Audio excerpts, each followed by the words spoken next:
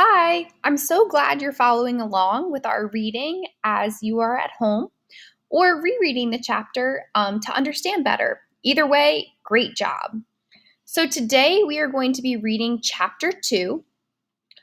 And remember, so far we learned about Omar and his little brother Hassan, who cannot talk, and how they live in a refugee camp, and how most days a refugee camp is very boring.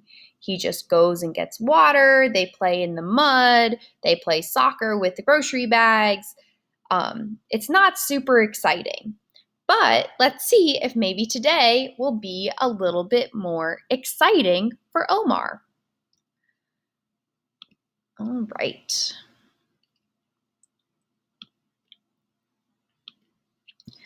Chapter 2. Every day in a refugee camp is the same, except when it's not. Sometimes your life can change in an instant, but you can never be sure if it's a good change or a bad change. Hello, Omar. My name is Salon. And remember, these little triangles mean that they're speaking in English. Most of the book, we have to assume, is in Somali because that's the language they speak. But this specific part is in English. Hello, Salon. It is nice to meet you. I'd seen this guy around before. I'm pretty sure he lived in my block. All the kids call him Tall Salon because, well, you can guess why. You speak English very well, and you can write it too? You must do very well in school. Hoyo, Hassan, go back inside. Until I'm sure that someone is safe, I try to keep Hassan away from new people. Salon seemed all right though. Hello, my name is Salon. What is your name? He doesn't talk. You don't speak English like Omar here? No, he doesn't talk at all. Well, except he says Hoyo a lot. Oh, and where are your parents?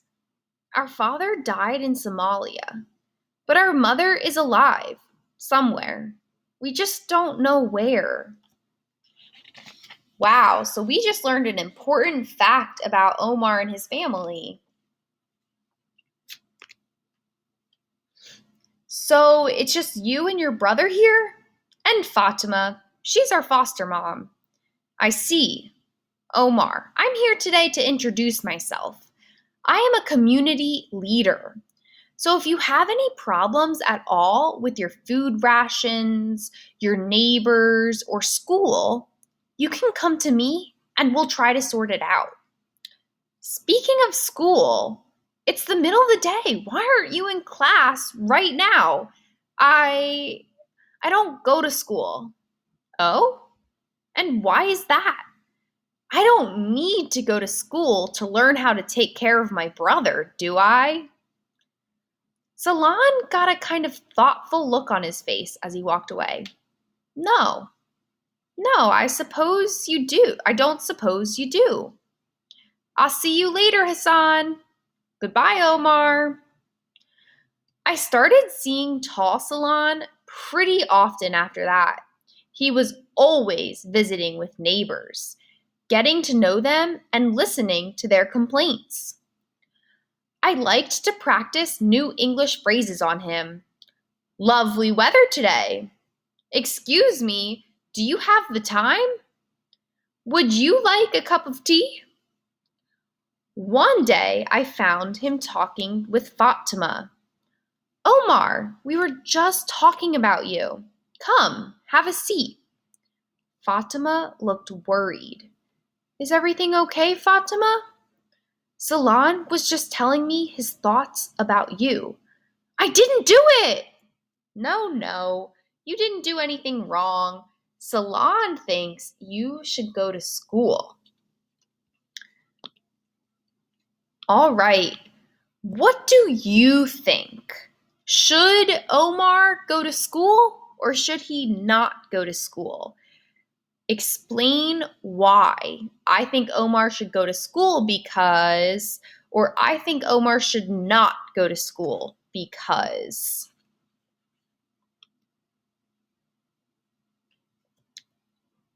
And I told him, we have bigger problems in our life than school.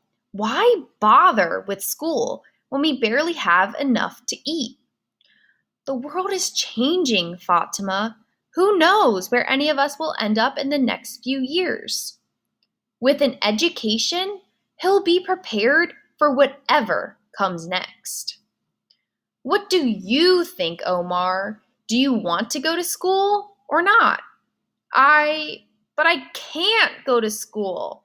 Who will take care of Hassan? Fatima is his legal guardian, no? She'll watch over him while you're gone. It's only a few hours every day. But we're never apart. I'm his big brother. He needs me. Fatima tells me that Hassan has lots of friends around the neighborhood.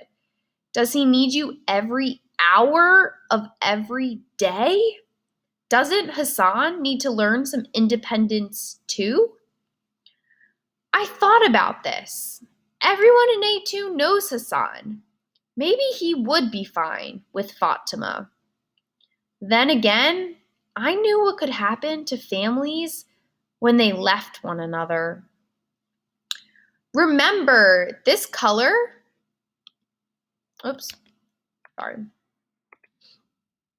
this reddish color for the image means something happened in the past. It's in Omar's memory. What do you think he's saying here? He remembers what could happen to families when they left one another. What does that mean? Think about Omar's family. Well then, what about his seizures? Did Fatima tell you about them? She did. She also said it's been over a year since he's had one, and she knows how to handle them. Okay, well, what do I need to go to school for anyway? Soon we'll be back in Somalia, and I'll be a farmer, like my dad. Farmers need to know how to read and count. Besides, the Civil War has been raging for years now, and fighting is getting worse. New refugees arrive here every week. I'm sorry, but right now, there is no Somalia to return to. So, what's your plan B? Maybe we'll be sent to America. Oh? And how many people do you know who have been resettled to America? Well, none, but Jerry's dad's friend's cousin. Come with me. Omar, look at this grain of sand. This is you. Fling. You are one of thousands, of hundreds of thousands of refugees here in Dadaab. You're about as likely to get chosen to go to America as I am to find that grain of sand again. So, not very likely.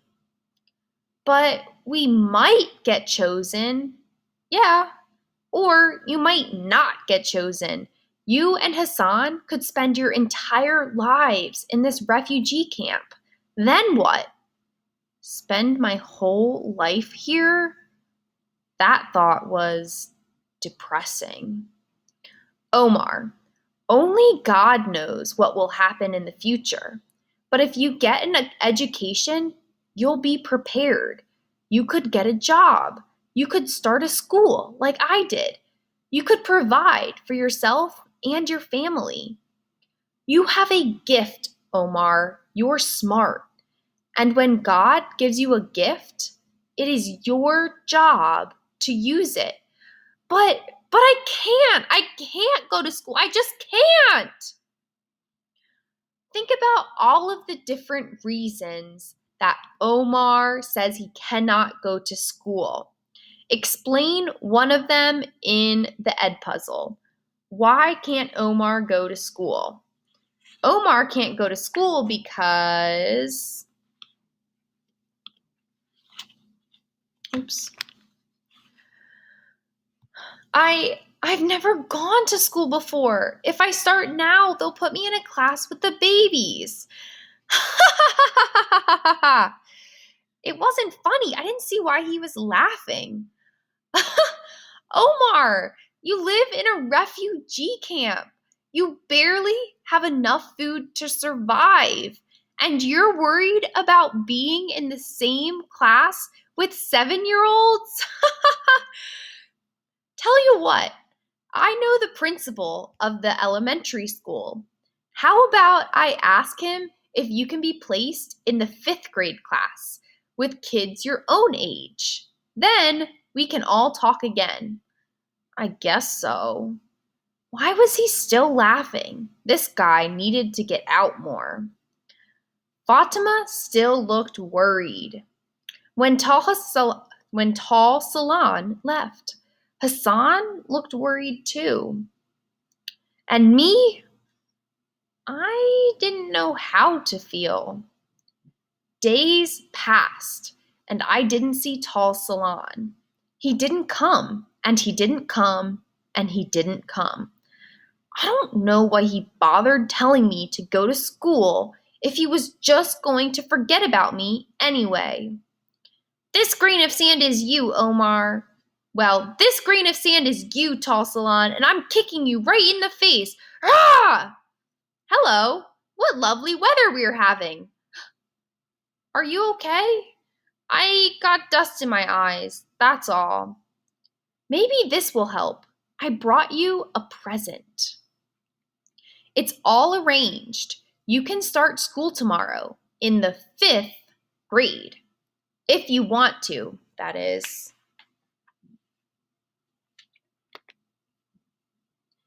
Did I want to go to school? Hassan, do you think? But I can't get the words out, and I know he can't answer me anyway. Fatima, what do you think I should do? I've been thinking a lot about this, Omar. You are a big boy now, and I can't make this decision for you. If it is God's will that you should go to school, then I won't stand in his way. I think you should look deep inside yourself and see what God is telling you to do. If this is God's will, then He will make everything okay. Don't worry. Everything will be okay. Fatima is always saying everything will be okay, but sometimes it's hard to believe. I barely slept that night as usual, but it wasn't just because I was uncomfortable. Sometimes when I can't sleep or when something's bothering me, I know it sounds silly, but I go outside and look at this one star. I don't remember much from when I was little, or maybe I don't have much I want to remember. I remember this star, though. Maybe it's not even a real memory, but this star makes me feel safe. Like my mom and dad and I are and my mom and dad are nearby. I used to actually talk to the star, which seems really childish to me now. Still, feeling like my parents are close makes it easier to make big decisions. If I went to school, I'd only be away from Hassan for a few hours. I'd come right home. But my mom thought she would come home again too. I felt torn in half. Should I go to school or should I stay with my family? I think I know what my parents would say if they could. They'd say my most important job is to take care of my brother. But what if Salon is right? What if school is the best way to take care of him? The truth is, I really want to go to school. I want to go so badly it hurts, but I'm scared. I didn't hear an answer from the stars, of course, just the faraway cry of hyenas. Neither Hassan nor I slept much that night. What is your prediction? What do you think Omar is going to do? Is he going to go to school or is he going to stay home? Why? After you answer that last question, you are done with the Ed puzzle. So, again, thank you for listening. I hope you are enjoying this story, and we'll have to read the next chapter to see if Omar goes to school or not. Have a great day. Bye.